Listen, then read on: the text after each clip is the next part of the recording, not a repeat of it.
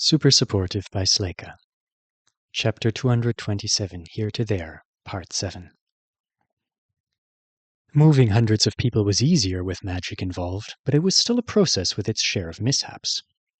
How could you not notice the syrup was leaking? There is a stream of it going all the way back to the train. I forgot my bag.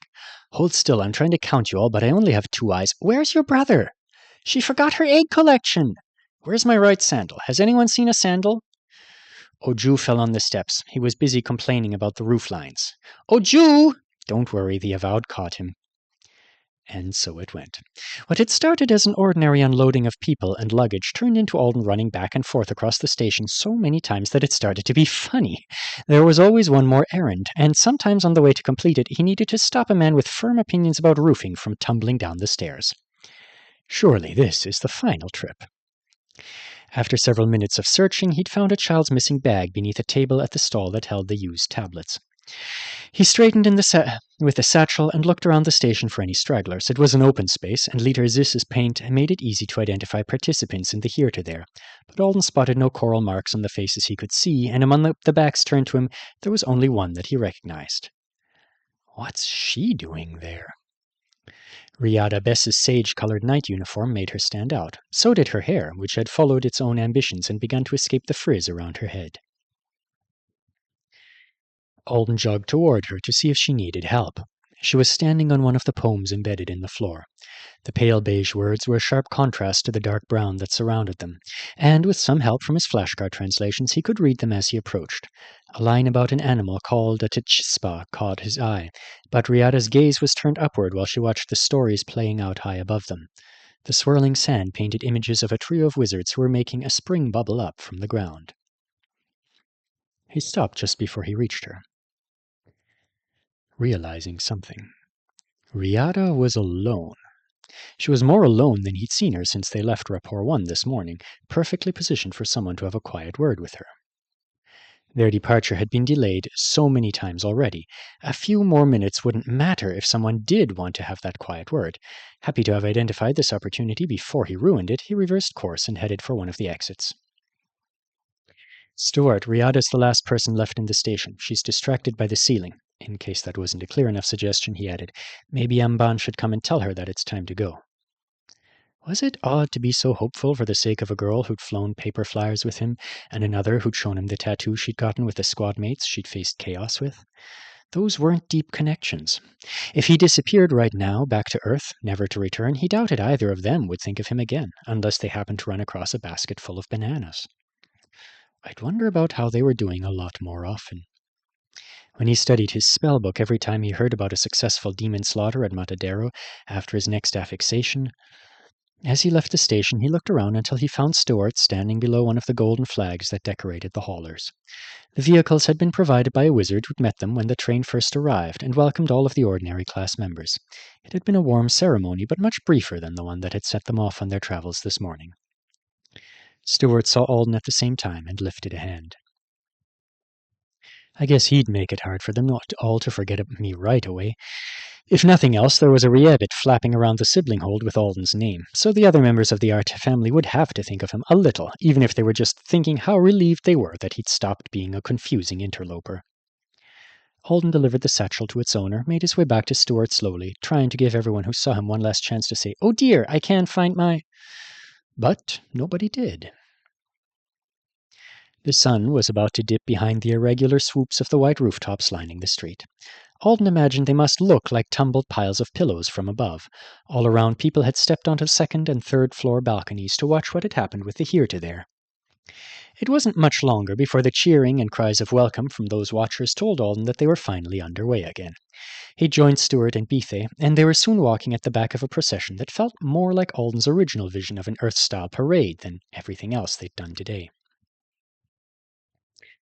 Many people had started singing. Stuart was rattling off a list of everything they had to do to houses, and worrying that some of the wizards here didn't know how to turn the blessing liquid he'd brought into a home-filling mist. "They practiced that spell. It's very traditional. Why didn't everyone else learn it?" And Bethe had his own concerns. I think he wants Urubor to plead on his behalf to his mother for the second wand to be promised to him. It's extremely inappropriate for him to make the gift a source of guilt for her. If I do a few extra houses myself, Stuart muttered. They can't possibly plan to splash it on the floor. All of the Boers take the honor so seriously. They're going to put the wand above their family stone. Where are Amban and Riada? I can't see them ahead. Alden didn't know if Bethay and Stuart were comfortably carrying on parallel conversations by splitting their attention, or if they were just talking to themselves with no expectation of input from each other. But Stuart did hear that last question. He looked back toward the station's front steps and then whispered in an answer to Bethay's ear before adding, Alden saw that she'd been left behind and thought Mban might want to have her chance. Alden gave him a thumbs up. Stuart knew that gesture now and returned it eagerly. So, it's now, Bethay said slowly after he turned his own gaze away from the station. This is good. Mban has to ask. She's been holding the request for too long to do nothing. And Riada will say the right words to make everything as sweet as can be wished for after the sour has been bitten. What does that mean? Stuart asked before Alden had finished unpacking the flowery language. Do you know her answer already? Is she going to refuse? His hands rose to grip the wooden beads on one of the enchanted necklaces he was wearing. But you've encouraged Mban for so long. Why would... I found out what Riada's answer would be yesterday, Bethay said. And it's not yes or no. She's just decided she's not ready to deepen with anyone. If she was, it would be Mban, but she's not. Bethay was whispering so quietly that Stuart's small alarmed noise was loud by comparison. Why isn't she ready? It's not... You've got no reason to be upset, Stuart. It's between the two of them. And Mban's been gathering courage for so long. And Riada will say it better than I have. They know each other well. Don't worry. We will not worry. Will we not? Stuart asked worriedly. I worry you have handled this badly. You should have warned Mban. Bethay blew air out of his nose like a bull. If I've handled it badly, you only prove my point that Riada should handle it. Stuart closed his mouth. Alden's opened like it had a mind of its own. I'm worried, it blurted for him. I don't want either of them to be disappointed. Bethay looked like he might be thinking of burning a moth to death. Sorry. They walked a little farther before the knight replied. I don't want either of them to be disappointed either. They are like family to me. You don't even know them. I'm not sure you even know what we're talking about, though your sentiment is well meant. Alden is going to be my lifelong friend. I heard your introduction of him this morning, and you're going to ignore every voice raised against you to be one of... Bethay shook his head. How did I end up back here arguing with you two? It will all be fine, Stuart, Alden re-abbed. Think about misting spells, and home. We're supposed to be thinking about home. That assignment could have been easier. He left, grumbling to himself, and they stared after him. Lifelong friend? He's bossy suddenly, said Stuart. Home is easy. Misting a dozen homes when I'm only one person is not. And Mban... He twisted the beads on the necklace a few times, then dropped them. We can't do anything else to help Mban. We must hope it goes well, even if it's not what we expected.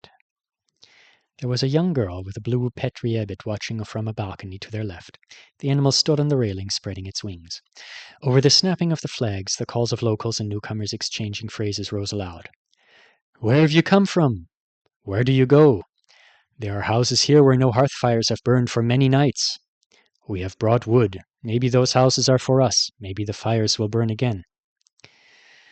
Actually, home can be difficult, said Alden. His eyes skimmed over Olga Tovokondo, whose own eyes were watching Bethay join the Boer family on their hauler. As soon as Liter Zis told me to think of it, my thoughts emptied, except for a couple of things that they probably aren't right for this spell. A house in Nashville, helping his mother wrap small gifts for children who visited the House of Healing in Chicago. Bo coming over one night when Connie was out. Memories of places he didn't have anymore. Stuart didn't reply for a while, and Alden assumed he was back to figuring out all the details of the move-ins. But when he looked that way, Stuart was still focused on him. I saw Liter Zis's plans, he said. You can't do it wrong. Anything you think will be fine. That's a relief, Alden answered. He folded in my earthliness. I left, but I did not know I left myself behind. Like a chichispa after its shedding, I don't know how to live in the new skin.